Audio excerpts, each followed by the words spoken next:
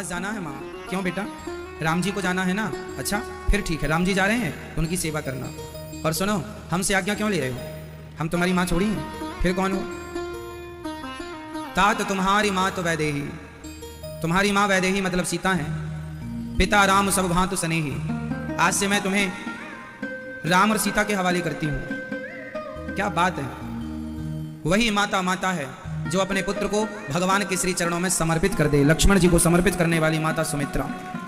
तात तुम्हार मात वैदेही, पिता राम सब भांतु स्नेही। राम से अच्छे पिता कहीं किसी के हो सकते हैं? माता रामो मत पिता रामचंद्र, स्वामी रामो मत सखा रामचंद्र। क्या राम से अच्छा भी पिता हो सकता है? इसलिए समय ना गवाओ।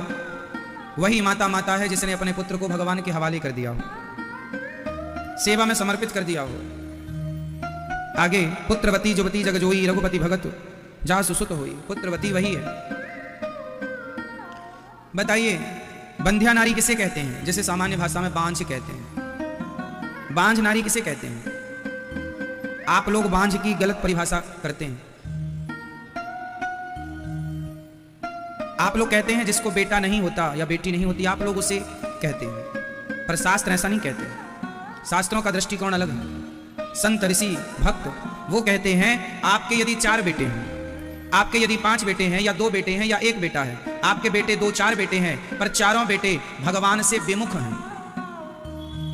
4 बेटे हैं माना कि आपको फॉर एग्जांपल, और चारों भगवान से विमुख हैं, नालायक हैं, न समाज की सेवा करते हैं, केवल खाते पीते पड़े गालियां देते हैं। यदि तुम्हारे ऐसे बेटे हैं जो भक्ति नहीं करते, भगवान के काम के नहीं हैं, समाज के काम के नहीं हैं, देश के काम के नहीं हैं, तो तुम्हारे भले 4 बेटे हैं पर तुम बांझ ही हो।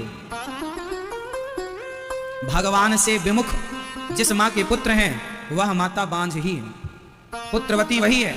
जननी जने तो भक्त जने, या दाता या सूर, या से तो बंध्या भली, काहे गवावे नूर। आपका बेटा यदि ध्रुव बन गया, प्रहलाद बन गया, आपका बेटा यदि गुरु गोविंद देव गुरु नानक बन गया, आपका बेटा महाराणा प्रताप झांसी की रानी बेटी हो गई, या आपका बेटा राम हो गया, तब समझना कि आपका मां बनना सार्थक है। वरना केवल तुमने प्रसव का दर्द सहा है, पीड़ा सही है, इससे ज्यादा कुछ नहीं। जो बेटा नालायक है, न समाज के, जो बेटे अपने माँ बाप की सेवा ना कर पाए, इन बेटों से तो केवल तुमने अपना दर्द ही सहा है, कोई लाभ नहीं।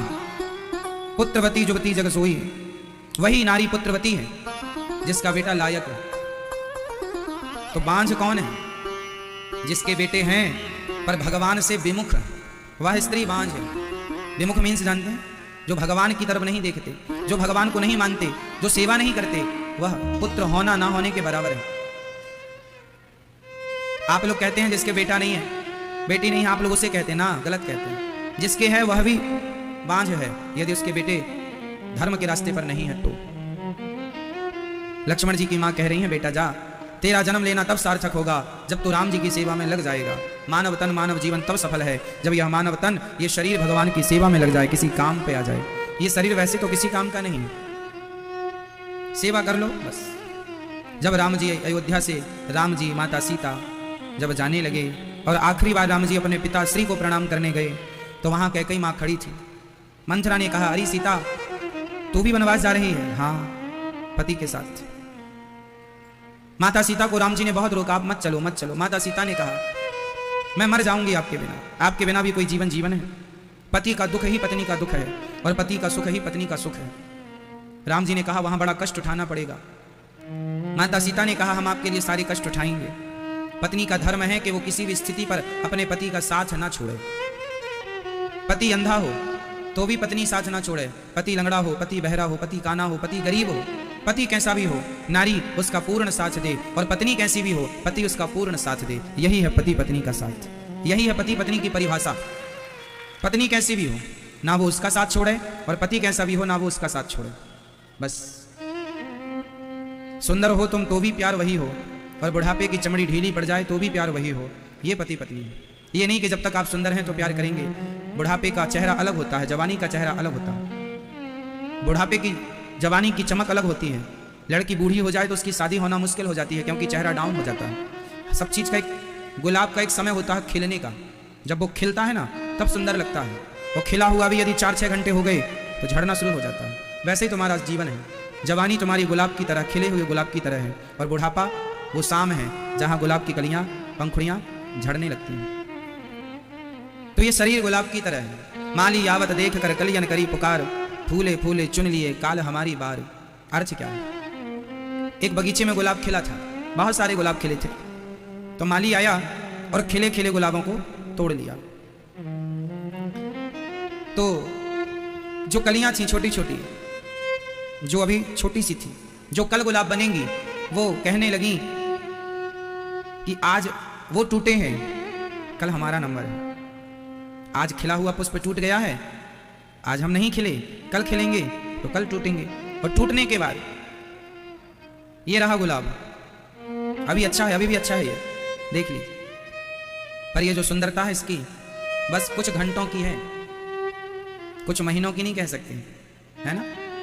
जैसे ये गुलाब की सुंदरता कुछ घंटों की है, ऐसी तुम्हारी सुंदरता भी कुछ वर्षों की है, तुम्हारी कुछ वर्षों की, इनकी घंटों की है, तुम्हारी वर्षों की। ढलेगी इसकी भी, ढलेगी तुम्हारी भी, पर हर समय पर पति पत्नी संग रहे, वही सच्चे पति पत्नी है। एक दूसरे पर संकट आए तो दोनों एक दूसरे का पूर्ण साथ दें, सुख दुख हानि लाभ, महलों में साथ रहें, झोपड़ी में साथ रहें, हर परिस्थिति में जो एक दूसरे का साथ ना छोड़ें, वो पति पत्नी। माता सीता ने कहा आपके बिना, पति के बिना पत्नी का कोई जीवन जीवन है, इसलिए हम आपके साथ चलेंगे। चले दशरथ जी को प्रणाम करने गए। दशरथ जी सुमंत्र जी से कहते हैं 14 दिन जंगल घुमाकर ले आना, मैं राम के बिना रह ना पाऊंगा। मंथरा ने कहा सीता इतने अच्छे कपड़े पहन के जंगल जाने की क्या जरूरत है, ये कपड़े उतार दो, सारा आभूषण उतार दो, मैं तुम्हारे लिए लाई हूँ। मंथरा ने सामान्य जंगली कपड़े माता सीता को सिंपल कपड़े पहना दिए, और पहना क्या दिए, दे दिए, पर वो कपड़े ऐसे थे कि माता सीता ने कभी पहने तो है नहीं। तो जब पहन ना पाई तब भगवान राम ने माता सीता को वो कपड़े पहनाए थे।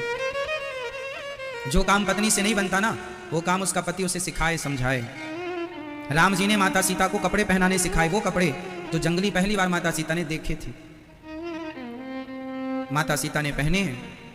जंगल के वो राजसी वस्त्र त्याग कर सामान्य कपड़े पहनकर माता सीता निकल पड़ी 14 साल के लिए। लक्ष्मण जी निकल पड़े, राम जी निकल पड़े।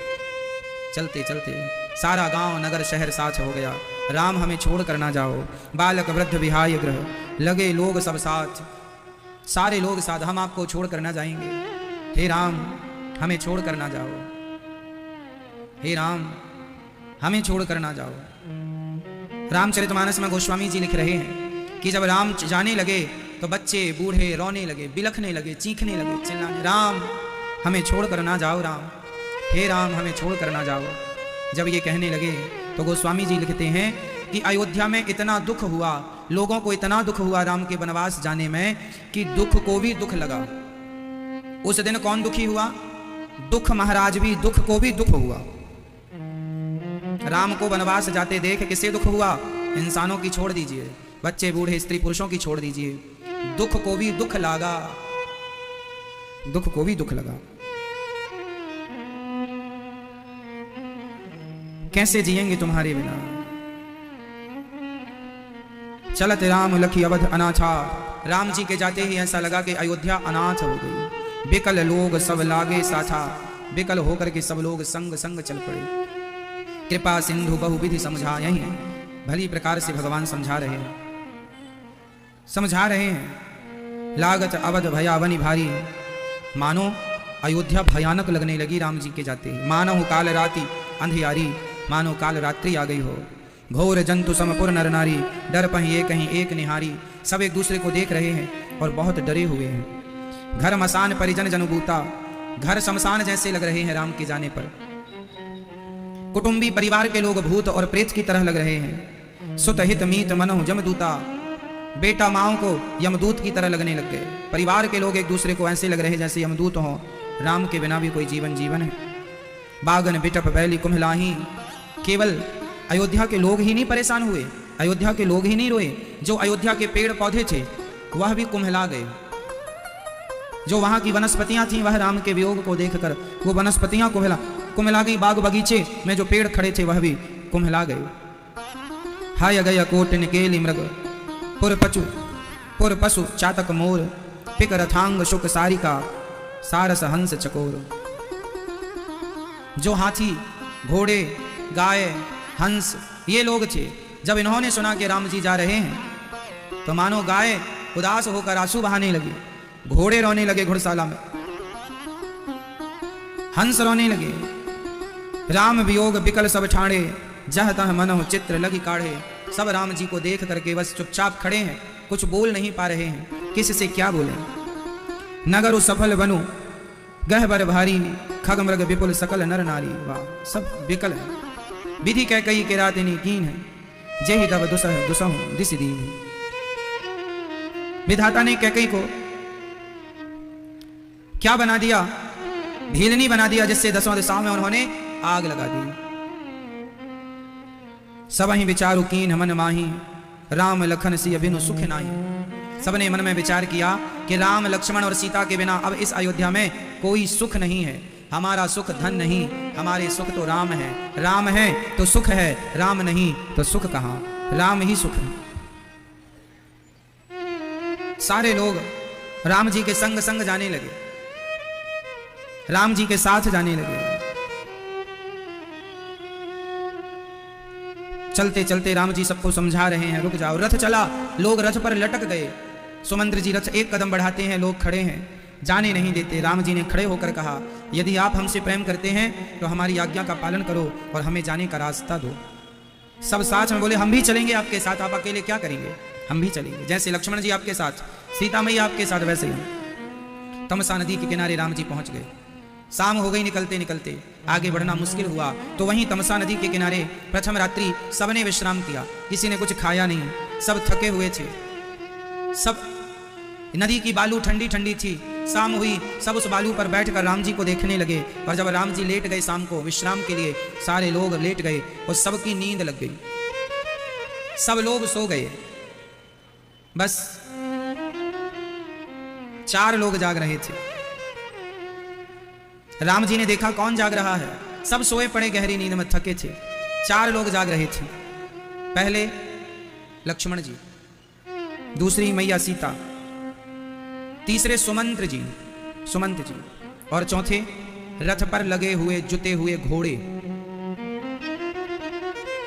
राम जी ने कहा, जितने जाग रहे हैं वो चलो। रथ तैयार किया, रथ पर बिठाया, कहा बिल्कुल शोर नहीं, धीरे से निकलो। सब सो रहे हैं और राम जी सबको सोता हुआ छोड़कर चले गए। जो सोवत है वो खोवत है, जो जागत है वो पावत है। भगवान को वही पाएगा जो जाग गया है, जो सो रहा है वो भगवान को नहीं प्राप्त कर सकता। जागना किसे कहते हैं? आप में से कितने लोग अभी जाग रहे हैं? हाथ उठा लो जो जाग रहे हैं। जागने की परिभाषा क्या है? मैया भैया आप लोगों ने कह दिया कि हम जाग रहे हैं, बताइए जागने की परिभाषा क्या है? जागना किसे कहते हैं? आपने कह तो दिया हम जागे हैं। शास्त्र आप लोगों को जागा हुआ नहीं मानते, गुरुजन आप लोगों को जागा हुआ नहीं मानते। फिर जागा हुआ कौन है? जानिए तवहीं, जानिए तवहीं जीव जब जागा, उसे तब ही जागा हुआ समझिए जब व्यक्ति का मन सारे विषयों से, काम क्रोध लोभ मोह से मन हटकर और भगवान में मन लग जाए, तब समझ लेना उस दिन आप जागे। जिस दिन आपके अंदर से काम क्रोध लोभ अभिमान चला गया, यदि ये बुराइयां आप लोगों के भीतर हैं, तो आप जागे नहीं, आप तो सो रहे हैं। और इसी सोते सोते में आपकी सारी जिंदगी गुजर जाएगी। आप बिना जागे ही मर जाएंगे। जब तब जब सब विषय विलास विरागा, जानिए तवहीं जीव जब जागा। जब मन विषयों से हटकर भगवान में लग जाए, तब आप समझना कि आप लोग जाग गए। बताओ क्या आप जागे हैं? आप जागे हैं कि सो रहे हैं? कितने लोग जागे हैं आप में से? कितने लोग जाग गए? तो आप लोगों का मन हट गया, सबसे हट गया, काम खत्म हो गया आपके अंदर से, क्रोध खत्म हो गया आपके अंदर से, अभिमान समाप्त हो गया। यदि हो गया तो अच्छा है, नहीं हुआ तो आप अपने आप को सोता हुआ ही समझिएगा। अभी आंखें खोलने से कोई जागा नहीं होता है ना। खुली आंख में भी सोने वाले पक्षी होते हैं।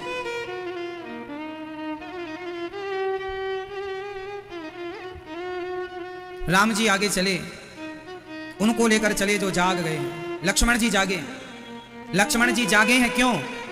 अपनी सुंदर पत्नी को छोड़कर बिना स्वार्थ के।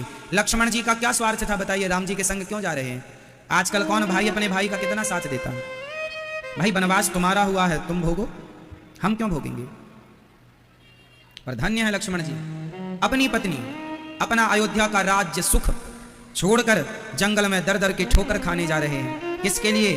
भगवान के लिए। भगवान के साथ रहना ही जागना है, भगवान के साथ चलना ही जागना है। लक्ष्मण जी ने बिना स्वार्थ के सेवा की, पत्नी परिवार का त्याग कर दिया।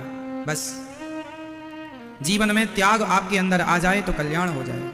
माता सीता साक्षात भक्ति स्वरूपा है। माता सीता भला भगवान का त्याग कैसे कर सकती थी? चले चलते चलते चलते चलते राम जी श्रृंगवेरपुर पहुंचे, जहां दूसरी रात्रि का पड़ाव डाला। वहां जंगल के राजा थे निषाद राज। निषाद राज ने जब सुना कि मेरे द्वार पर भगवान राम आए हैं, आवाज लगाई, अरे सुनत हो नगरवासियों, क्या हुआ? अरे आज हमारे प्रभु राम आए हैं, आओ दर्शन कर लो। हम जंगल के कोल भील हैं, हम जंगल के लोग हैं, हम तो जा नहीं सकते थे दर्शन करने, इसलिए प्रभु ने कृपा करके स्वयं हमें दर्शन देने के लिए कृपा की है। हम नहीं जा सके तो खुद राम जी आ गए। निषाद जी ने कहा, महाराज चलिए हमारे गांव में आपकी वीआईपी व्यवस्था करेंगे ठहरने की, और 14 साल आप यहीं रहिए, हमारे पास जंगल में ही तो रहना है। राम जी बोले, 14 साल तक हम किसी गांव में किसी के घर में ठहर नहीं सकते। फिर कहा, ये बड़ा सा वटवृक्ष था, उसके नीचे राम जी ने कहा आज रात्रि यहीं विश्राम करेंगे। 14 साल तक राम जी गांव नहीं जा सकते थे, किसी के घर में नहीं जा सकते थे। जंगल की सूखी घास ला करके बिछा दी, और राम जी उस सूखी घास में आज बिछौना डाले सो रहे हैं। प्रण अपने पिता का करने 14 वर्ष का वनवास सहन किया, इसलिए धर्म के लिए जो सहना पड़े मुस्कुराते सहा करो, क्योंकि धर्म का पालन करने वाला ही अमर होता है। आज राम जी को हम और आप जानते हैं सिर्फ इसलिए कि उन्होंने धर्म का पालन किया, और उसी धर्म के पालन ने उन्हें मर्यादा पुरुषोत्तम बना दिया। उसी धर्म पालन ने उन्हें क्या बनाया? मर्यादा पुरुषोत्तम। मर्यादा पुरुषोत्तम है वो। राम जी शाम को कंदमूल फल खाकर विश्राम कर रहे हैं। राम जी लेटे हैं तो बगल में माता सीता घास के बिस्तर पर जब लेटी, लक्ष्मण जी रो पड़े। क्या सोचा था कभी कि ये दिन देखने पड़ेंगे? घास के बिस्तरों पर राम जी सो रहे हैं। निषाद राज रो पड़े, और निषाद राज ने माता कैकेयी को जो गालियां देनी शुरू की। कैकेयी मां के कारण ये सब हुआ है। तब लक्ष्मण जी ने चुप किया, ए निषाद, दोष मत दो। अच्छा बताइए, राम जी आज घास के बिस्तर पर सो रहे हैं, इसमें दोषी कौन है? बोलो मेरी मां, दोषी कौन है? किसे दोष देंगे आप? कौन दोषी है बताओ? उत्तर दो मेरी मां।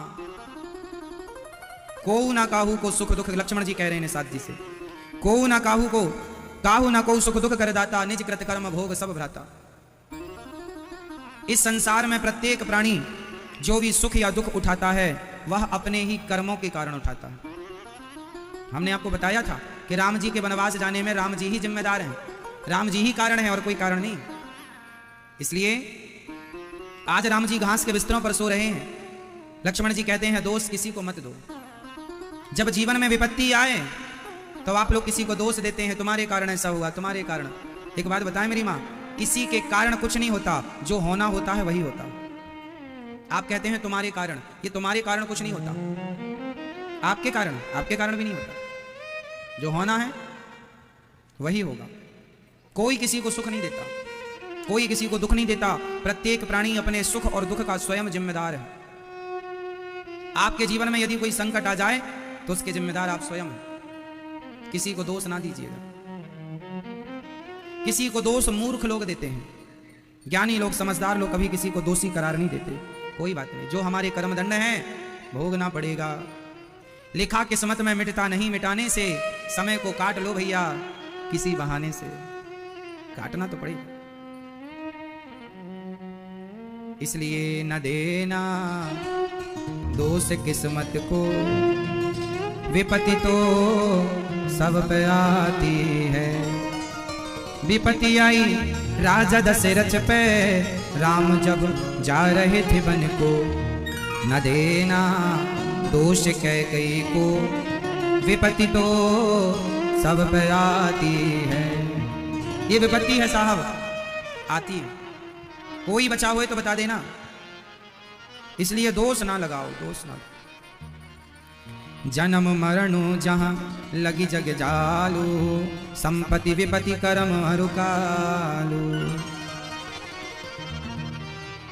जानिय तब ही जीव जब जागा, जब सब विषय विलास विरागा। लक्ष्मण जी कह रहे हैं जोग वियोग हानि लाभ सब ईश्वर के अधीन है। हमारे पिताजी ने तो केवल धर्म का सत्य का पालन किया। धर्म न दूसर सत्य समाना, आगम निगम पुराण बखाना। सत्य के लिए राजा रंतिदेव अपना भोजन दान करते हैं। शिवि दधीचि हरिचंद्र नरेशा, सहे धर्म हित कोटि कलेसा। धर्म के लिए सहन करना पड़े तो सह लो, जैसे राम जी ने सहा। हरिश्चंद्र ने अपने बेटे को बाजार में बेचा, पत्नी को बाजार में बेचा, खुद बाजार में बिक गए थे। किसके लिए बिके थे? जोर से, किसके लिए? धर्म के लिए। हमारे देश में ऐसे ऐसे राजा हुए हैं जो धर्म के लिए स्वयं बाजार में बिक गए, पर धर्म को जाने नहीं दिया। अब आपसे मेरा फिर सवाल कि आप कितना धर्म का पालन करते हैं? आप धर्म को बचाते हैं या पैसों में बेच देते हैं? बोलो। आजकल सब लोग बिकते हैं। सब लोग क्या होते हैं? बिकते हैं। आप हर फील्ड में जाकर देख लो, बिकाऊ लोग मिल जाएंगे। क्यों मेरी मां? आज तो सब बिकता है साहब, सब बिकता है। लोग गवाहों को पैसा देकर खरीद लेते हैं, लोग एडवोकेट खरीद लेते हैं, लोग जज खरीद लेते हैं, लोग डॉक्टर खरीद लेते हैं। हाँ या ना? सब बिकता है यहां। आज का आदमी बिकाऊ इसलिए हो गया है कि उसके पास धर्म नहीं है। बिके तो हरिश्चंद्र भी थे, पर अपने आप को बेचा था, धर्म को नहीं बेचा था। आजकल का आदमी धर्म को बेच रहा, अपने आप को बेचा था, धर्म को नहीं। और आज का आदमी अपने आप को नहीं बेचता, धर्म को बेचता। फर्क कितना है? विचार बदल गए, युग बदल गया। धर्म को नहीं जाने देने वाले लोग सतयुग में हुआ करते थे। कलयुग में तो धर्म को बेचने वाले लोग मिल जाएंगे। कलयुग में तो ऐसा बाप मिल जाएगा जो अपनी बेटी को बेच देता है। कलयुग में ऐसा भाई मिल जाएगा जो अपनी बहन को बेच देता है। कलयुग में ऐसा प्रेमी मिल जाएगा जो अपनी प्रेमिका के 35 टुकड़े कर देता है। कलयुग है साहब, कुछ भी हो सकता है। कलयुग है, सही है। जहां इंसान का धर्म मर गया वहीं से कलयुग स्टार्ट हो गया। जब तक आपके अंदर धर्म जिंदा था, कलयुग ने आपकी तरफ आंख उठाकर नहीं देखा। सतयुग त्रेता द्वापर में धर्म जिंदा था, कलयुग में धर्म जिंदा है। फर्क कितना है? पहले 100% धर्म जिंदा था तो सतयुग था, 75% धर्म जिंदा था तो त्रेता आ गया, 50% धर्म जिंदा था तो द्वापर आ गया, सिर्फ 25% धर्म बचा, कलयुग आ गया। और कलयुग की चरम सीमा जब आएगी तो 25 से 5% रह जाएगा साहब। कलयुग का जब अंत आएगा, आज के युग में, अभी कलयुग को केवल 5,500 साल हुए हैं और कलयुग की टोटल आयु है 4,32,000 वर्ष। कलयुग की टोटल एज कितनी है? 4,32,000 वर्ष, जिसमें अभी केवल 5,500 साल गए हैं। बहुत बचा है, बहुत बाकी है अभी कलयुग। कलयुग का जब अपने चरम में आएगा तब आदमी को मार कर खाएगा। अभी आप लोग मछली मारते हैं, अभी आप लोग बकरा बकरी खाते हैं। कलयुग का जब चरम सीमा आएगी, इंसानों को इंसान पकड़कर जिंदा चबा जाएगा। कलयुग का जब अंत आएगा, कलयुग जब अपने पीक पर होगा, तब यहां पर जब आज के समय पर बेटा अपनी मां को घर से निकाल देता है, आज के युग में, आज के समय, तो कलयुग जब और बढ़ेगा तब फिर क्या होगा? समय बहुत भयंकर आने वाला है। अच्छा हुआ कि भगवान ने अपन लोगों को कलयुग की शुरुआत में भेजा है। इस शुरुआत में थोड़ा ही सही भगवान का नाम जिंदा तो है, भगवान की कथाएं जिंदा है। जब कलयुग अपने चरम पर होगा तो कहीं दूर दूर तक भगवान की ना कथाएं होंगी, ना भगवान का नाम होगा, ना भक्त रह जाएंगे। लोग सिर्फ पापियों से ये पृथ्वी भरी होगी, सिर्फ हर तरफ केवल पाप, सिर्फ पाप। कोई दया नहीं। आज का आदमी निर्दयी हो गया है। पहले का आदमी जीव पर दया करता था, उसे दया थी। आज का आदमी कोई दया नहीं करता।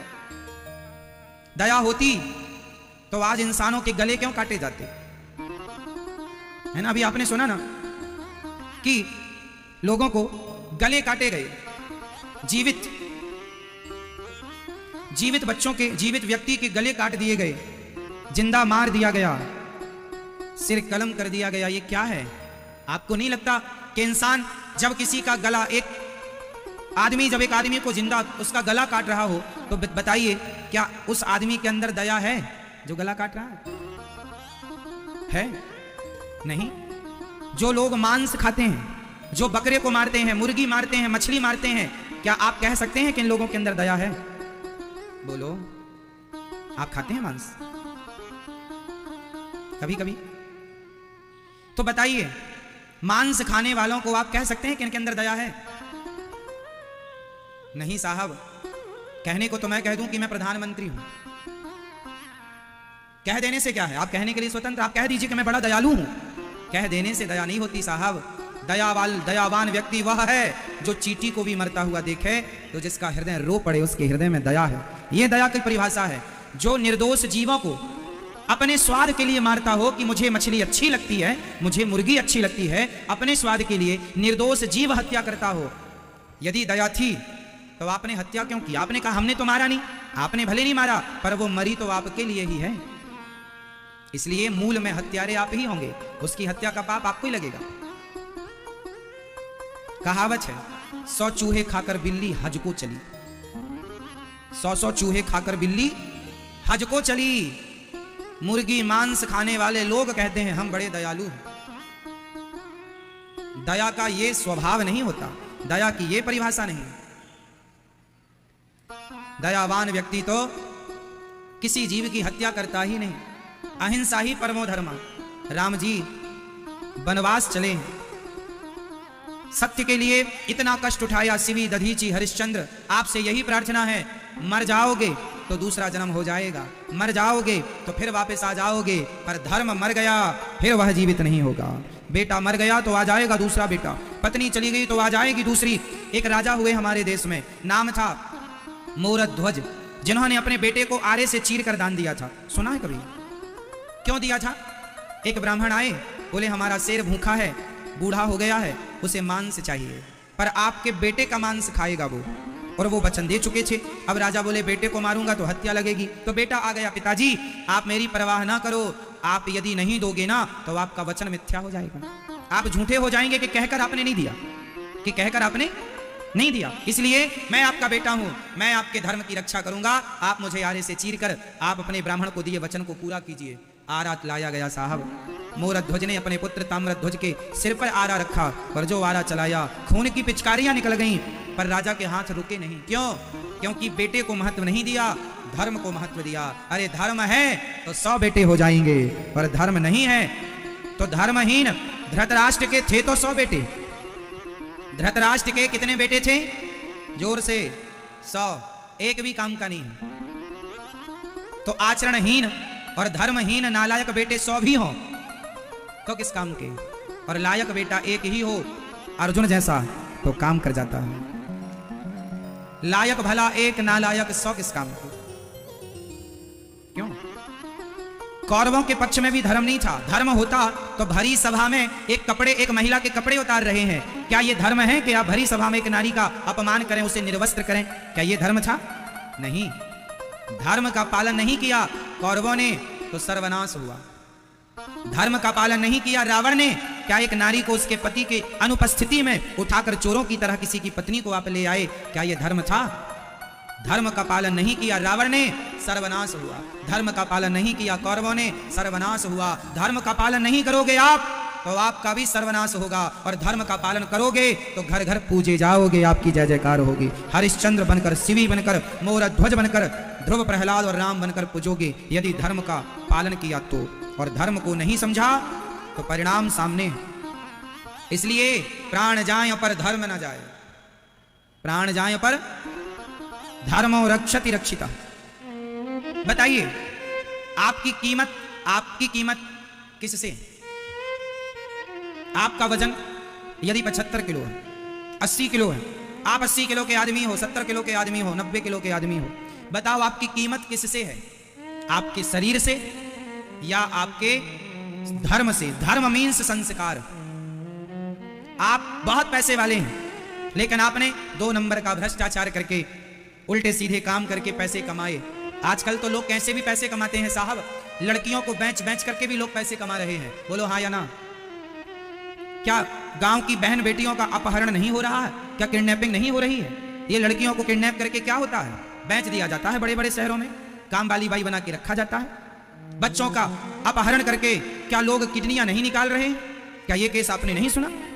फिर तो पैसा तो आदमी को बेचकर किडनियां निकाल कर भी कमा रहा है। तो क्या ऐसा पैसा कमाना धर्म है? एक इंसान की पहचान साहब उसके रूप रंग से नहीं होती, एक इंसान की कीमत उसके वेट से नहीं होती। अरे वजन शरीर में ना हो, धर्म में वजन होना चाहिए। प्राण चले जाएंगे साहब, पर हम वो लोग हैं जो धर्म नहीं छोड़ेंगे। नुकसान हजारों का हो जाए, लाखों का हो जाए, करोड़ों का हो जाए, अरे नुकसान में सब कुछ चला जाए, सब चला जाए तो चला जाए, परिवार जाए तो जाए, पुत्र जाए तो जाए, पत्नी जाए तो जाए, शरीर जाए तो जाए, राज्य जाए तो जाए, पर धर्म ना जाए। ऐसे राजा हुए हमारे यहाँ। सबसे कीमती है हमारा, जोर से, धर्म। और धर्म क्या है? धर्म क्या है? धर्म का पालन करने के लिए आपको सत्संग करना पड़ेगा, तब पता चलेगा धर्म की परिभाषाएं क्या है। मेरा धर्म अलग है, आपका धर्म अलग है। पिता का धर्म अलग होता है, पुत्र का धर्म अलग होता है। बोलो हाँ। आप हमारे यहां आए हैं तो आपका धर्म अलग है, जब हम आपके यहां आएंगे तो आपका धर्म अलग होगा। समय काल परिस्थिति पर धर्म की परिभाषाएं, धर्म तो एक ही है। धर्म न दूसरा सत्य समाना, दया धर्म का मूल है, दया ही सत्य ही धर्म है। पर व्यवहार में धर्म की परिभाषाएं बदल जाती हैं। व्यवहार में धर्म की परिभाषा, राम जी ने बाली को छिपकर मारा। बाली जैसे पापी को छिप कर मारना ही धर्म है, इसलिए छिप करके मारा। तूने अपने भाई की पत्नी के साथ गलत संग बनाया, उसके संग दुराचार किया है, तुम जैसों का मुंह नहीं देखेंगे, इसलिए राम जी ने कहा तुम्हारा क्या मुंह देखे, तुम्हें छिप के मार देना ही धर्म है। पापी को पाप से मारना ही धर्म है। बताइए, किसी को पीठ पर मारना धर्म है? बोलो, किसी को पीठ पर वार करना क्या धर्म है? बोलो भाई, किसी की पीठ पर गोली मारना धर्म है? नहीं। पर एक आतंकवादी जिसने बम से हजारों निर्दोष लोगों की जान ली हो, यदि वो भाग रहा हो तो उसकी पीठ में गोली मारना धर्म है कि नहीं? फिर कई बार धर्म को समझने के लिए गहराई में उतरना पड़ता है। कई बार छाती पे गोली मारना धर्म है, तो आतंकवादियों की पीठ में ही गोली जहां लगे वहीं मारना धर्म है। अब ये थोड़ी देखेंगे कि आतंकवादी अब हमारी तरफ मुंह करे तब गोली मारेंगे। क्यों जी? उसकी तो पीठ में भी लग जाए, क्योंकि आतंकवादी है। तो धर्म की परिभाषाएं समय काल परिस्थिति पर बदल जाती हैं, पर मूल परिभाषा एक रहती है, सत्य, दया, यही मूल धर्म है। परोपकाराय सताम विभूतया, परोपकार धर्म है, सेवा धर्म है, पर बाकी परिभाषाएं बदलती चलती हैं। चलो बताओ, पत्नी पति के पांव दबा रही है, यह धर्म है कि अधर्म है? उत्तर आज मैं धर्म को बड़ी डीपली समझाऊंगा, शायद आपको समझ में आए। धर्म की व्याख्या, पत्नी पति के पांव दबा रही है, यह धर्म है या अधर्म है? जोर से, पत्नी अपने पति के चरण दबा रही है, यह धर्म है या अधर्म है? बोलो, धर्म है। आप ठीक कह रहे हैं। अब बताना, एक पति अपनी पत्नी के पांव दबा रहा है, एक पति अपनी पत्नी के पांव में मालिश कर रहा है तेल लगाकर, बताओ ये धर्म है या अधर्म है? बोलो बोलो, धर्म है या अधर्म है? जोर से। अब यह व्याख्या सिचुएशन पर निर्भर करती है। इसे आप ना धर्म कहेंगे अभी, ना अधर्म कहेंगे अभी। इसे तब माना जाएगा यदि किसी की पत्नी बीमार है, करने वाला कोई नहीं पति के सिवा, तो वह पति इंसानियत के नाते वह अपनी पत्नी के पांव में तेल लगाकर यदि उसका दर्द कम करता है तो वह पति धर्म ही कर रहा है। यह सिचुएशन पर निर्भर करता है, वो समय की वो स्थिति क्या, तो यह धर्म हो जाएगा। अब पत्नी बढ़िया खा पी के पति से कहे जी आओ पांव में तेल लगा दो, ये अधर्म हो जाएगा। ये क्या हो जाएगा? पांव में तेल लगाना ये धर्म भी है और अधर्म भी है। ये सिचुएशन पर निर्भर करता है, ये स्थिति पर निर्भर। तो धर्म की ये परिभाषाएं होती हैं कि कब क्या करना आपका धर्म है और कब क्या ना करना आपका धर्म है, कब क्या करना अधर्म है। ये न्याय, ये ज्ञान होना चाहिए। सत्य बोलना बताइए धर्म है कि अधर्म है? जोर से और जोर से। सत्य बोलना धर्म है, बताइए क्या सत्य बोलना अधर्म हो सकता है? बोलो हाँ या ना? हाँ, सत्य बोलना भी अधर्म हो सकता है। कब? वो सिचुएशन पर निर्भर करेगा। मैं एक सिचुएशन रखता हूं आपके सामने। सत्य बोलना धर्म है, पर कुछ स्थान ऐसे हैं जहां झूठ बोलना चाहिए। ये हम नहीं कह रहे स्त्री सुनर्म विवाहे जा वृत्यर्थे प्राण संकटे, शुक्राचार्य जी कह रहे हैं। ये ज्ञान शुक्राचार्य जी का। कहां झूठ बोलना चाहिए वहां मैं आपको स्थिति बताता हूं। एक कसाई है, एक कसाई है, कसाई के हाथ से गाय छूट करके आपके सामने से गुजरती है। कसाई ने आपसे पूछा कि हमारी गाय किस तरफ गई है। अब वहां कसाई को आप यदि सही बताते हैं कि ये खड़ी है गाय वहां पर, तो कसाई जाकर गाय को पकड़कर मार देगा। और आप कहते हैं हमने तो देखा ही नहीं, या आप कुछ ना बोले, तो कसाई से आप सच कह देंगे कि गाय वहां खड़ी है, तो आपका सच बोलना पाप हो जाएगा। हेलो हाँ या ना? अब आप कहेंगे हमने सच बोला। सच? हाँ, अरे सच भी सिचुएशन देख के बोला जाता है। वो स्थिति क्या निर्मित है कि कसाई खड़ा है, तलवार लेकर मिल जाए गाय तो काट दूं। यदि आपके झूठ बोलने से किसी गाय की रक्षा हो रही है, तो वहां झूठ बोलकर गाय की रक्षा करनी चाहिए। आपकी झूठ बोलने से, आपकी झूठी गवाही से यदि निर्दोष लोगों की जान बच रही है, तो वहां झूठी गवाही देनी चाहिए। लेकिन एक बात याद रखना, यहां झूठ के लिए झूठ वहां बोलना चाहिए जहां आपका अपना एक रत्ती का स्वार्थ ना हो। यदि आप अपने स्वार्थ के लिए झूठ बोलते हैं तो पाप है, पर परोपकार परमार्थ के लिए झूठ बोलना पड़े तो वह झूठ भी सत्य से बढ़कर होता है। और ये स्थितियां पूरी जिंदगी में शायद किसी के जीवन में आए। इसका अर्थ ये नहीं है कि आप लोग झूठ बोलना शुरू कर दें। आप अपनी दुकान में बैठकर ग्राहकों से झूठ बोलते हैं तो वह पाप है। ठग रहे हैं, बेईमानी भ्रष्टाचार कर रहे हैं अपने स्वार्थ के लिए, वह घोर पाप है। पर आपके झूठ बोलने से गाय की रक्षा होए, समाज के बहुत बड़े तबके की रक्षा होए आपके एक झूठ बोलने से, वहां पर आपका झूठ बोलना धर्म है। तो एक स्थिति निर्भर करती है उस समय क्या है ना? तो सत्य और धर्म की परिभाषा बड़ी गहरी। अब ये परिभाषाएं समझने के लिए बहुत अध्ययन करना पड़ेगा, बहुत सत्संग करना। आजकल का आदमी निर्णय क्यों नहीं ले पाता? इसलिए कि आपको धर्म का बोध नहीं है। जिस आदमी को हम लोग जब कोई निर्णय लेते हैं ना, तो 100 बार सोचते हैं, 100 बार सोचते हैं आगे क्या होगा, पीछे क्या होगा, फिर निर्णय लेते हैं। जो निर्णय आप ले रहे हैं, क्या इतिहास में वही निर्णय किसी और ने पहले लिया है? यदि लिया है तो उसका परिणाम क्या होगा, उस परिणाम पर दृष्टि जरूर डालना चाहिए। जैसे आज के लड़का, आज की लड़कियां किसी लड़के लड़की को लेकर भाग जाती हैं, ये वर्तमान में तो भाग गई, इन्होंने अपने भविष्य पर कभी नजर नहीं रखी कि इसका परिणाम क्या होगा। काश सोच लिया होता ठंडे दिमाग से कि जो आप कर रहे हैं वो सही है या गलत।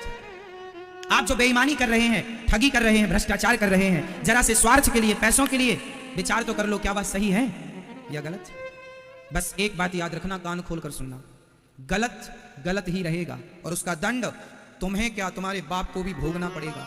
भगवान से आज तक कोई बचा होए, अरे हमसे आप बच जाओगे, हमारे देश के कानून से शायद आप बच जाएं, पर परमात्मा जो लाख आंख से देख रहा है, तुझे देखने वाला, उससे भला कोई कैसे बच सकता है। इसलिए गलत ना करना, गलत गलत होता है, वो सही नहीं हो सकता, और सही आपका गलत नहीं हो सकता। बड़ी गहरी परिभाषाएं हैं साहब। क्या कई बार वो जो हम सही मानते हैं वही गलत होता है, और जो गलत मानते हैं वो सही होता है। तो धर्म की परिभाषाएं बड़ी गहरी हैं। एक ही काम हम करें, वह सही भी हो जाता है, वह गलत भी हो जाता है। देखने के नजरिए होते हैं, है ना? जैसे आम का रस, जैसे आम का रस अमृत है। आम का रस पीने में अच्छा लगता है, किस किस को अच्छा लगता है आम का रस? भैया आपको आम का रस अच्छा नहीं लगता? बोलो मेरी माँ नहीं लगता। अच्छा क्यों मेरी माँ, कोई दुश्मनी है? आम का रस किस किस को अच्छा लगता है? हाथ उठा लो भैया। हमें तो अच्छा लगता है, हम तो खूब आम के साथ भोजन करते हैं। आम बहुत अच्छा होता है, आम का रस बहुत अच्छा होता है, लेकिन आप देखो आम का रस बहुत अच्छा है, लेकिन आम के रस के संग यदि आपने पेप्सी या कोका कोला पी लिया तो वही आम का रस आपकी जान ले लेगा, पॉइजन हो जाएगा पेप्सी के साथ, कोका कोला के साथ। तो जो चीज अच्छी है वह बुरी भी है, वो सिचुएशन, वो स्थिति पर निर्भर करती है। यही धर्म का ज्ञान है। जिसको धर्म का ज्ञान है वो अपने खाने पीने से लेकर, सोने जागने से लेकर, उठने बैठने से लेकर, बोलने बताने से लेकर हर जगह धर्म का फॉर्मूला काम करता है। यहां तक कि हमारे भारत में, हमारे यहां बैठने का भी एक सिद्धांत है, कैसे बैठना चाहिए, किसके सामने कैसे बैठना चाहिए। आप अकेले में कैसे भी बैठो, है ना? मंदिर में कैसे बैठना चाहिए, घर में कैसे बैठे हो, जैसे घर में बैठे हो वैसे मंदिर में नहीं बैठ सकते। घर में आपने पांव पसार लिया, मंदिर में आपने भगवान की तरफ पांव पसार लिया, तो वही घर में पांव पसारेंगे तो शरीर को राहत मिलेगी, कंफर्टेबल रहेगा, पर वही पांव मंदिर में पसार लेंगे तो वो पाप हो जाएगा, भगवान की तरफ पांव। कैसे बैठना चाहिए, मैं आपको छोटी छोटी बातें क्या बताऊं। गुरुजनों के सामने कैसा बैठना चाहिए, ये भी बैठने का भी सिद्धांत है कि क्या कैसे। चलो ये आपके फिर बस की नहीं है ये बातें, है ना। इसलिए अब आपको बस इतना समझा रहे हैं कि धर्म का पालन करना, मर जाना परंतु धर्म जाने मत देना। था भरा सोना खचा खच लंक की दीवार में, एक रत्ती नहीं मिला रावण को मरती वार में। जाने न देना धर्म, करना लोभ मत धन धाम का, और धर्म ही जाता रहा तो धन रहा किस काम का। अच्छा एक बात बताओ, एक तरफ आपका धन है और दूसरी तरफ आपका धर्म है, और दो में से एक को जाना पड़ेगा, तो आप किसे छोड़ेंगे, धन को या धर्म को? आप किसे बचाएंगे? धन को बचाना, अब धर्म बचा या धन बचा, दो में से एक ही बचेगा। क्या बचाओगे? जोर से क्या बचाओगे? जोर से मैया बताओ, क्या बचाओगी? क्या? धर्म। तो क्या आप लोग बचाते हैं? आजकल तो पैसे के लिए आदमी बेईमानी कर रहा है, और आप यहां तो अच्छी बातें करते हैं साहब। यही बातें कभी अकेले में अपने से किया करो कि धर्म बचाना है, धन नहीं। धन तो आ जाएगा कल फिर से। ये बातें जरा अपने से किया करो अकेले में। अपने आप से सवाल पूछो कि आप अभी तक किसको बचाते आए हैं, धर्म को या धन को?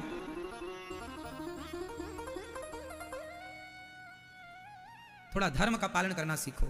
बहुत बड़े बड़े कॉलेज यूनिवर्सिटियों में आपने पढ़ी हैं, बड़ी बड़ी डिग्रियां पाई हैं, थोड़ा धर्म का पाठ भी पढ़ लेना।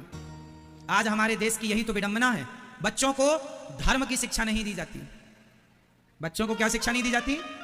जोर से, धर्म का पाठ नहीं पढ़ाया जाता, इसलिए बच्चे धर्म को जानते ही नहीं। आप लोग ही कितना धर्म जानते हैं, कितना ज्ञान है आपको धर्म का? धर्म का ज्ञान ये नहीं है कि मैं हिंदू हूं, मेरे राम है, मेरे कृष्ण, केवल यही धर्म नहीं है। अरे जीवन के व्यवहार में भी धर्म होना चाहिए। धर्म का बोध मतलब ये नहीं कि तुम अपने आप को हिंदू कहो, मैं हिंदू हूं, मेरा धर्म ये है। ये ज्ञान हो जाना, ये तो बच्चे को रटा दो, ज्ञान हो जाएगा। धर्म का मतलब होता है आपसी वार्ता में भी हम धर्म का पालन करें। ऐसी बातें ना करें जो धर्म के खिलाफ हो। अब राम जी सवेरा हुआ, निषाद के यहां जाके स्नान किया और आगे चले। तो राम जी ने सुमंत्र जी से कहा, अब आप वापस लौट जाइए। जासो, जब राम जी लौटाने लगे ना, तो घोड़े जो है ना, रथ के घोड़े, वह वापस नहीं हो रहे हैं। मानो वो घोड़े रो रहे हैं और कह रहे हैं कि आखिर हमने राम जी को जंगल में छोड़ा है, हम दोषी हैं। वह घोड़े अपने आप को दोषी। कितना प्रेम उन घोड़ों का राम जी से।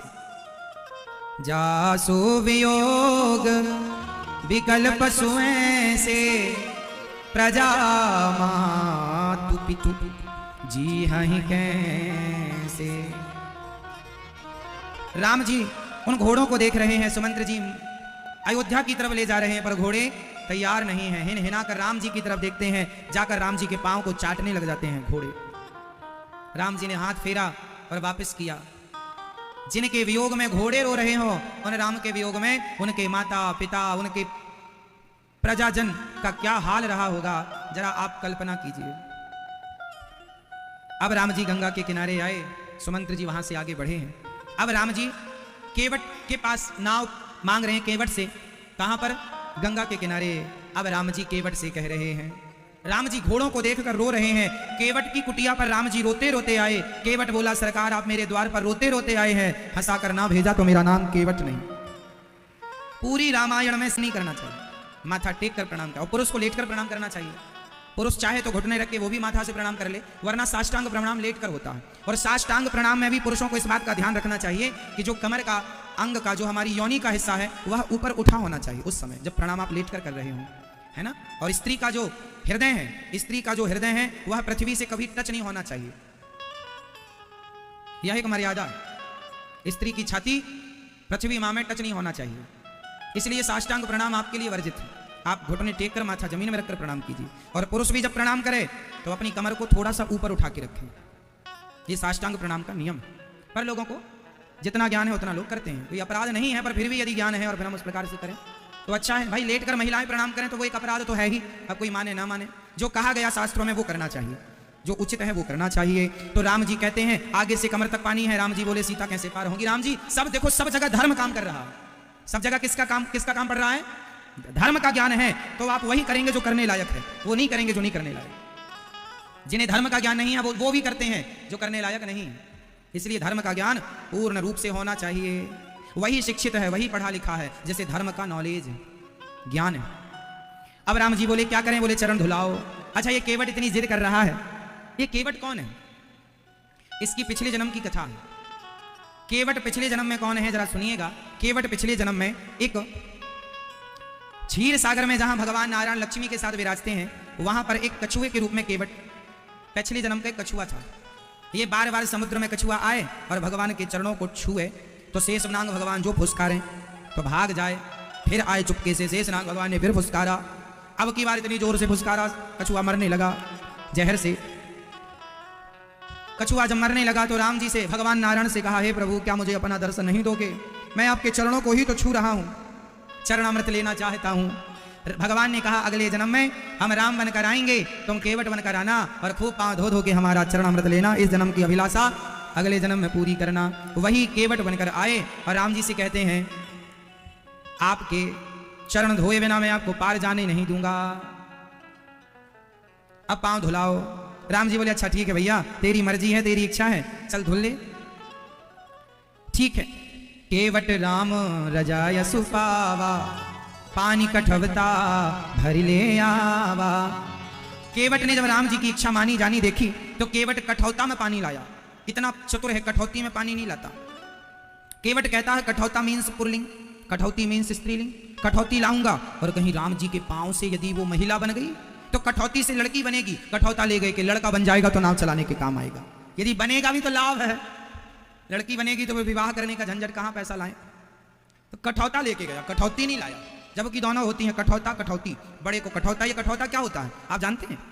जो नाव चलाने वाले केवट होते हैं ना, उनकी नाव में जब पानी भरता है तो वो नाव के पानी को उसी कठौता से, लकड़ी का एक पात्र होता है जो नाव के पानी को बाहर उलीचता है, उस पात्र का नाम होता है कठौता। वो कठौता।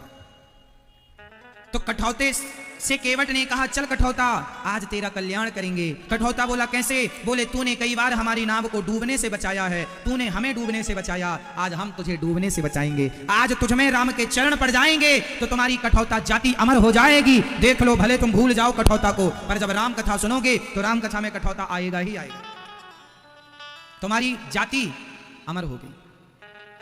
समझ रहे हैं? कठौता, कठौता में पानी भरकर लाए और राम जी के चरणों को अब धीरे धीरे केवट ने देखा, राम जी के चरणों को रखा, पानी डाला, आवाज लगाई, अरे भाग्यवान सुनती हो? राम जी बोले किसे आवाज लगा रहे हो? किसे आवाज लगा रहे हो? हमारी पत्नी है,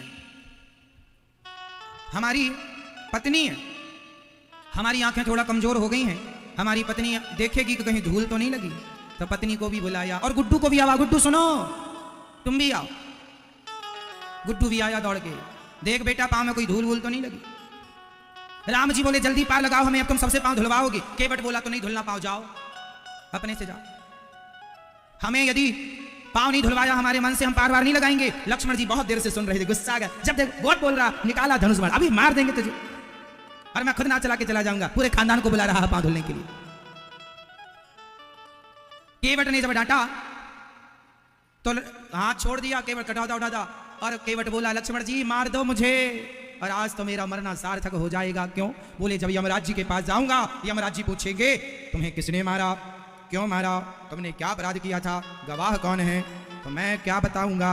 केवट ने कहा रघुनाथ से प्राणन सो प्रिय बंधु वही मुझे बाण से मारत है, मरता हूँ कहाँ सुचि गंगे के तीर, रघुनाथ सुनाथ निहारत है।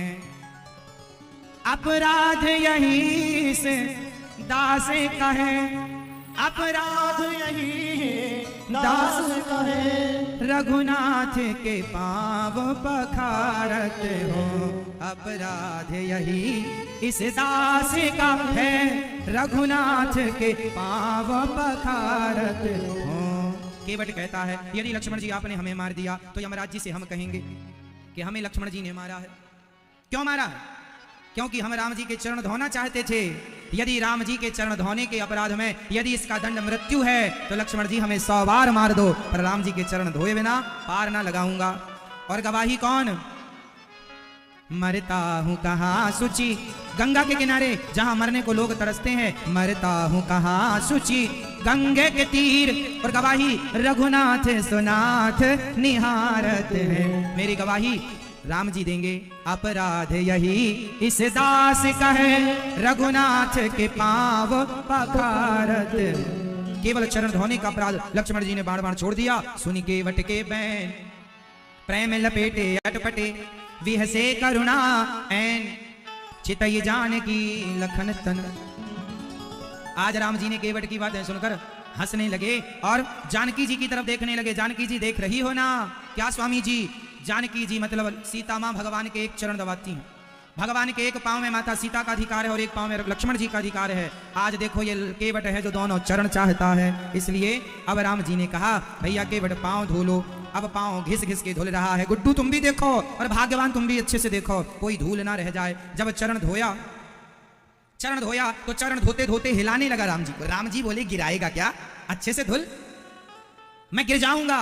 केवट बोला सरकार गिर जाओगे तो आप अपना हाथ मेरे माथे पे रख लो। केवट जबरदस्ती भगवान का हाथ अपने शीश पर चाहता है। राम जी रो पड़े, वाह केवट, अभी तक मैंने सुना था कि भक्तों को गिरने से मैं बचाता हूं, पर आज देख रहा हूं कि केवल भगवान ही नहीं, कभी कभी भक्त भी भगवान को गिरने से बचाते हैं। केवट ने आज राम को गिरने से बचाया। कहा नाथ हाथ रख लो। चरण धो करके पद पखारी जल पानी कर, आप सहित परिवार पितर पारु कर प्रभु पुनि मुदित गयऊं ले पार। केवट ने चरण धोए और चरणामृत पिया। भगवान को नहवाने के बाद जो जल बचता है वो क्या कहलाता है? चरणामृत पीना चाहिए। चरणामृत जो पीता है उसकी अकाल मृत्यु नहीं होती। अकाल मृत्यु हरणम सर्वव्याधि विनाशनम विष्णुं पादोदिकं पीत्वा पुनर्जन्म न विद्यते। चरणामृत की भी बड़ी महिमा है। ओ मेरी माँ, हल्ला ना करो मेरी माँ, पंचायत कर रही हो। सुनो, केवट कहते हैं राम जी से प्रभु नाव डगमग डगमग डोल रही है और यदि आपको डर लग रहा है तो आप मेरा हाथ पकड़ लो। अब बताओ केवट तुमने क्यों नहीं पकड़ा राम जी का हाथ? केवट बोला सरकार, अच्छा आप बताओ, आप भगवान का हाथ पकड़ें वो अच्छा है या भगवान आपका हाथ पकड़े वो अच्छा है? बोलो कौन किसका पकड़े तो अच्छा है? हाँ? केवट बोला प्रभु यदि मैंने आपका हाथ पकड़ा तो मैं अभिमान बस कभी आपका हाथ छोड़ सकता हूं, पर जिसका हाथ प्रभु आपने पकड़ लिया फिर आप कभी छोड़ते नहीं हैं, इसलिए मैं आपको नहीं पकड़ूंगा, आप मुझे पकड़ लीजिए। मेरी क्या औकात कि मैं आपको पकड़ सकूं, आप मुझे पकड़ लीजिए। इसलिए जब भक्त लोग, आपने कभी गौर किया हो, जो रसिक भक्त होते हैं जब वह बिहारी जी के मंदिर जाते हैं, राधा रमण जी कहीं भी मंदिर जाते हैं, वह ऐसे हाथ उठाकर दर्शन करते हैं। ऐसे हाथ का क्या अर्थ होता है? ऐसे हाथ का अर्थ यह होता है, आपने देखा होगा कई भक्त ऐसे हाथ उठा के खड़े रहते हैं, ऐसे ऐसे रोते हैं, तड़पते हैं या भगवान को पुकारते हैं ऐसे। क्या इसका क्या आशय है? ऐसे हाथ क्यों करते हैं? ऐसे हाथ क्यों उठाते हैं? इसका कारण क्या है? भक्त लोग ऐसे हाथ उठा के क्यों दर्शन करते हैं?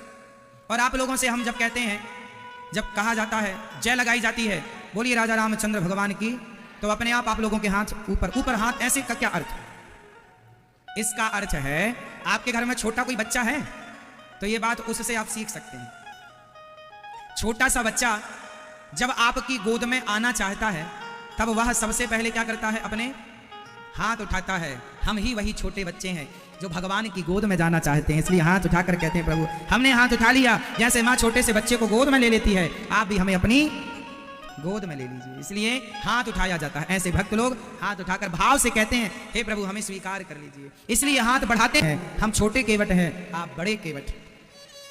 हमारा काम भी पार लगाने का है और आपका काम भी, आप भी पार लगाते हैं, हम भी पार लगाते हैं। तो व्यापार करने वाले को व्यापारी कहते हैं, चाहे वो कोई भी हो। ऐसे पार लगाने वाले को केवट कहते हैं। आप भी केवट, हम भी केवट। आप हमारे घाट आए, हमने आपको पार लगाया। हे नाथ जब मर कर मैं आपके घाट आऊं तो आप मुझे भवसागर से आप पार लगा देना। केवट ने राम जी के चरणों में बार बार दंडवत की। उतराई नहीं ली, स्वार्थ नहीं था, दर्शन था भाव। मैया क्या निकाल रही हो बटुए से मेरी माँ? पैसे गिनने लगी बीच कथा में? बंद कर दो उसे, कथा सुनो।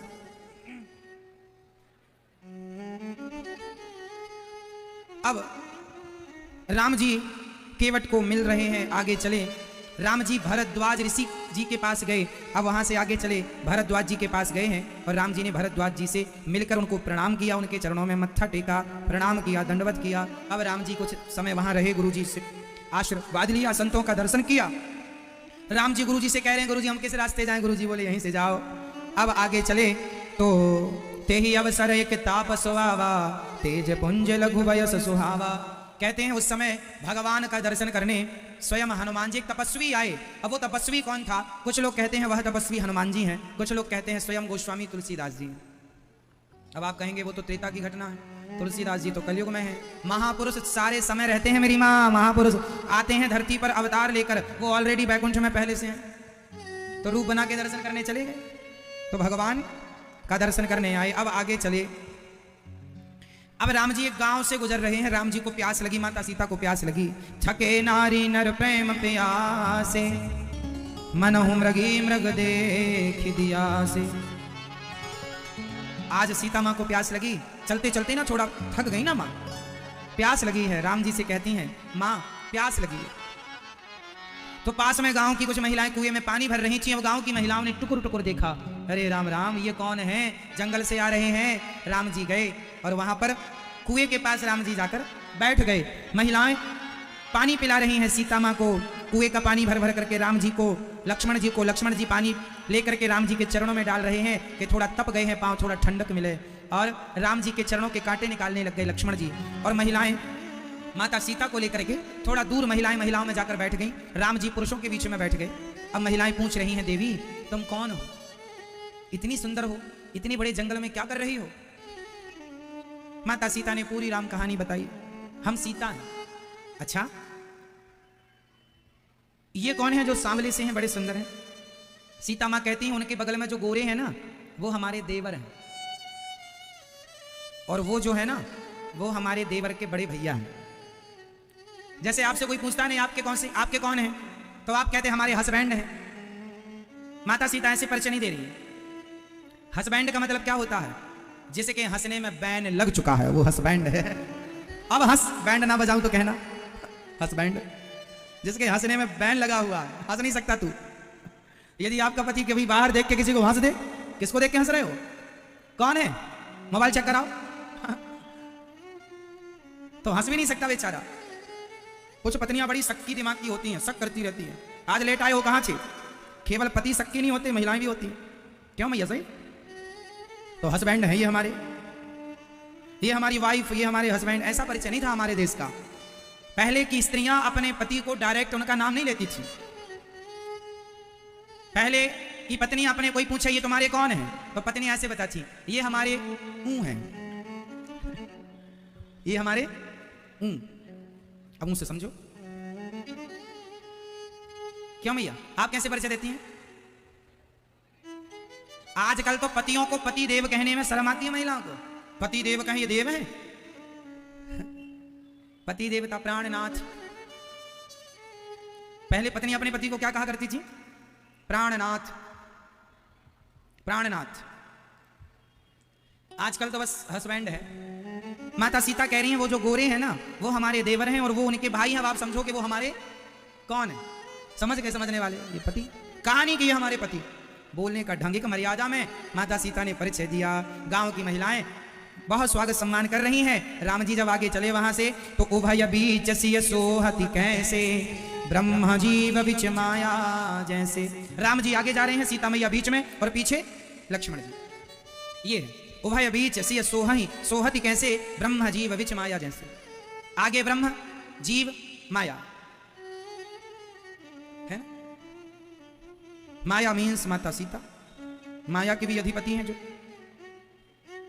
अब राम जी आगे चले तो वाल्मीकि जी के आश्रम में पहुंचे। अब वाल्मीकि जी के आश्रम में जब गए तो राम जी ने वाल्मीकि जी को, ये वही वाल्मीकि जी हैं जिनके यहाँ बाद में माता सीता आके रहेंगी। देखो राम जी, लोग कहते हैं कि राम जी ने माता सीता को घर से निकाल दिया। अरे निकाला नहीं था, वाल्मीकि जी के यहाँ माता सीता पहले जा चुकी हैं, जानती हैं। उन्हीं वाल्मीकि जी के यहाँ बाद में आएंगी। साधु संतों के बीच में यदि कोई स्त्री बच्चों को जन्म दे तो उनके बच्चे संतों की संगति से संस्कारी बनते हैं। राम जी को चाहिए था कि मेरे बच्चे संस्कारी बने, इसलिए वाल्मीकि जी के आश्रम में माता सीता को भेज दिया था। बाकी तो सब बहाने थे कि उन्होंने ऐसा कह दिया। फिर तो बहुत सारी बातें हैं, वो हम बताएंगे आखिरी में आपको। वाल्मीकि जी के चरणों में राम जी बार बार प्रणाम कर रहे हैं। वाल्मीकि जी राम की गुणगान स्तुति कर रहे हैं। हे प्रभु, आप बड़े, आप, हमारा बड़ा भाग्य है कि आप आए। हे प्रभु, आप तो सच्चिदानंद हैं भगवान। वाल्मीकि जी राम जी की स्तुति, आप भगवान हैं और आप जगु पे खन तुम देख निहारे, विधि हरि शंभु नचाव निहारे। सबको नचाने वाले आप हैं। त्यों न जाने मर्म तुम्हारा, और तुम ही को जान निहारा। शंकर जी आपके मर्म को ना जान पाए तो भला आपको और लोग कितना जानेंगे। अच्छा बताओ, भगवान को कौन जान सकता है? आप में से कितने लोग भगवान को जानते हैं? मैया, आप में से कितने लोग भगवान को जानते हैं? हाथ उठाओ। कितने लोग जानते हैं? आप भगवान को जानते हैं? मैया, आप भगवान को जानते हैं? मैया, आप जानती हो भगवान को? क्या जानती हो भगवान के बारे में? भगवान के बारे में ये चौपाई लिखी है, इसलिए मैंने आपको समझाने के लिए बात पूछी है। भगवान को वही जान सकता है। ये चौपाई लिखी, सोई जानई जेही देहु जनाई, जानत तुम्हाही होई जाई। तुम हरि कृपा तुम्हाही रघुनंदन, जानहि भगत और चंदन। चिदानंद माया देह तुम्हारी।